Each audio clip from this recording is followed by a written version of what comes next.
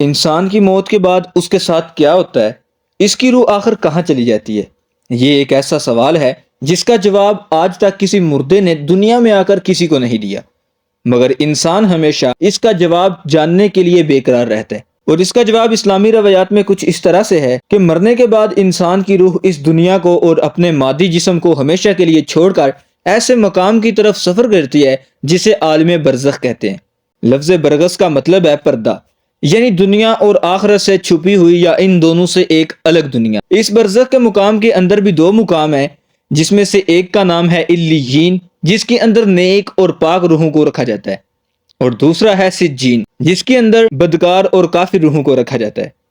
قیامت تک یہ سب روحیں یہیں رہیں گی، اور پھر قیامت کے بعد یعنی حساب و کتاب کے بعد ہمیشہ کے لیے اپنے اپنے اعمال کے مطابق جنت یا جہنم میں چلی جائیں گی۔ یہ عالم برزخ کی زندگی کیسی ہے؟ یہاں پر لوگ کیسے رہتے ہیں؟ کیا کھاتے پیتے ہیں؟ اور کیا وہ دنیا کے معاملات کو جانتے ہیں؟ اور کیا کبھی یہ دنیا میں موجود اپنے رشتہ داروں کو یاد کرتے ہیں؟ یہ بہت ہی اہم سوال ہے جو اس روحانی دنیا کے بارے میں سن کر انسانوں کے دل میں پیدا ہوتے ہیں۔ لیکن آج کی اس ویڈیو میں ہم انہی سوالوں کا جواب اسلام کی تعلیمات کے مطابق جاننے کی کوشش کریں گے۔ لیکن اس سے پہلے اگر آپ نے ابھی تک ہمارے چینل کو سبسکرائب نہیں کیا تو کر لیں، تاکہ اسی طرح کی ہر نیو آنے والی ویڈیو آپ تک پہنچ سکے۔ تو چلیں شروع کرتے ہیں ٹائم کو بغیر ضائع کیے۔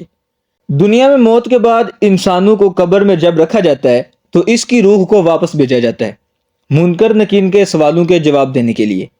اس کے بعد اس کے اعمال کے مطابق نورانی جنتی دو فرشتے اسے لے کر آسمان کی طرف عالم برزخ میں جاتے ہیں، یا پھر دو خوفناک شکل والے فرشتے اسے لے کر سجین کی طرف بڑھتے ہیں، جہاں باقی گناہگار روحوں کو رکھا جاتا ہے۔ تو اسی لیے وہاں جاتے ہی قیامت سے پہلے ہی ان روحوں پر عذاب شروع ہو جاتا ہے۔ انہیں آگ کے بستر پر لٹایا جاتا ہے، قید کیا جاتا ہے، اور جلانے کے علاوہ اور بھی بہت سارے درد بھرے عذابات شروع ہو جاتے ہیں۔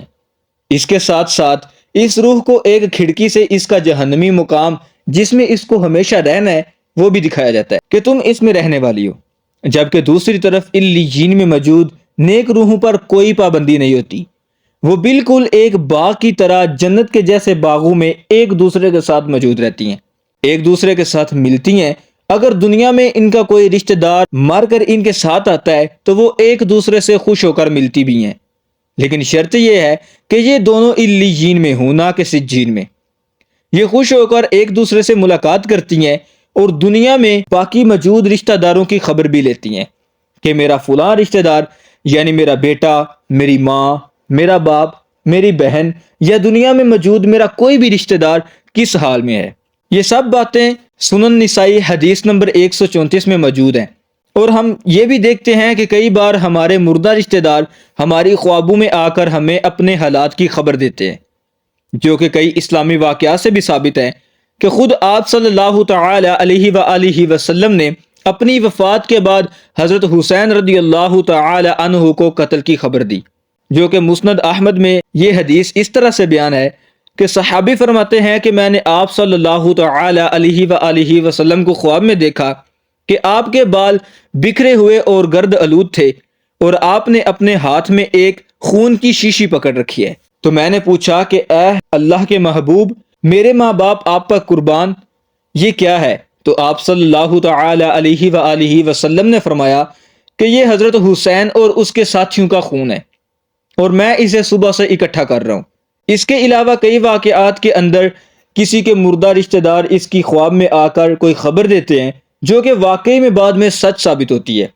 تو کیا اس کا مطلب یہ ہے کہ عالم برزخ کے اندر روحوں کو اختیار ہوتا ہے کہ دنیا کے اندر کسی کو بھی اپنے حال کی خبر دے سکیں یا اس کو خبر دے کر اس کی مدد کر سکیں؟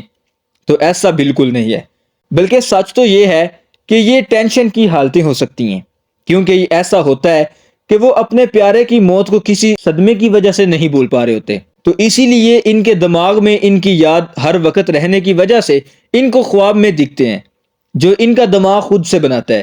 یہ صرف آپ کا دماغی تصور ہوتا ہے، نہ کہ حقیقت۔ دوسری حالت میں شیطان خود رشتہ داروں کی شکل میں آ کر آپ کو گمراہ کرنے کی کوشش کرتا ہے، کیونکہ اللہ تعالیٰ نے یہ اسے اختیار دیا ہے کہ وہ نبی پاک صلی اللہ تعالی علیہ وآلہ وسلم کے چہرہ مبارک کو چھوڑ کر دنیا کے کسی بھی شخص کی شکل میں آپ کو خواب میں آ سکتا ہے، اور تیسری صورت وہ ہوتی ہے جب اللہ تعالیٰ اپنی شان کے مطابق اپنی مرضی سے آ کر آپ کو کوئی خبر دینا چاہے۔ یہ ان روحوں کے بس میں بھی نہیں ہوتا، صرف اتنا ہی بتا سکتی ہیں جتنا ان کو اختیار دیا گیا ہو، نہ ان سے کم اور نہ ہی اس سے زیادہ۔ نیک روحیں اپنے رشتہ داروں سے ملنے کا انتظار کرتی ہیں، جس کا مطلب ہے کہ وہ اپنے رشتہ داروں کو یاد رکھتی ہیں۔ ان روحوں کو دنیا کی سبھی باتیں یاد بھی ہوتی ہیں، اسی وجہ سے تو وہ ان کے بارے میں سوال کرتی ہیں۔ حضرت عائشہ رضی اللہ تعالی عنہا سے روایت ہے کہ نبی پاک صلی اللہ تعالی علیہ وآلہ وسلم کے وصال کے وقت آپ نے سورۃ النساء آیت نمبر 69 کی تلاوت فرمائی، جس کا ترجمہ یہ ہے کہ جو لوگ خدا اور اس کے رسول کی اطاعت کرتے ہیں وہ لوگ انہی کے ساتھ ہوں گے جن پر اللہ نے بڑا فضل کیا، یعنی انبیاء، صدیق، شہید اور نیک لوگ، اور ان لوگوں کی رفاقت بہت ہی خوب ہے، اور عالم برزخ میں ان روحوں تک ان کا صدقہ جاریہ اور اصحال ثواب بھی پہنچایا جاتا ہے۔ لیکن وہ کس صورت میں اور ان کی جزا ان کو کس صورت میں دی جاتی ہے وہ اللہ اور اس کا رسول صلی اللہ تعالی علیہ وآلہ وسلم ہی بہتر جانتے ہیں۔ تو دوستو، آخر میں دعا ہے کہ اللہ تعالی ہمیں بھی ان لوگوں میں شامل فرمائے جن سے اللہ اور اس کا رسول صلی اللہ تعالی علیہ وآلہ وسلم راضی ہوئے، آمین۔ تو دوستو، آئی ہوپ کہ آپ کو یہ ویڈیو ضرور پسند آئی ہوگی۔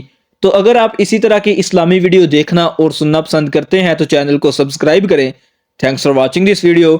اب ہم ملتے ہیں اسی طرح کی نیو انٹرسٹنگ ویڈیو میں، تب تک کے لیے اپنا بہت سا خیال رکھیے گا۔ اللہ حافظ۔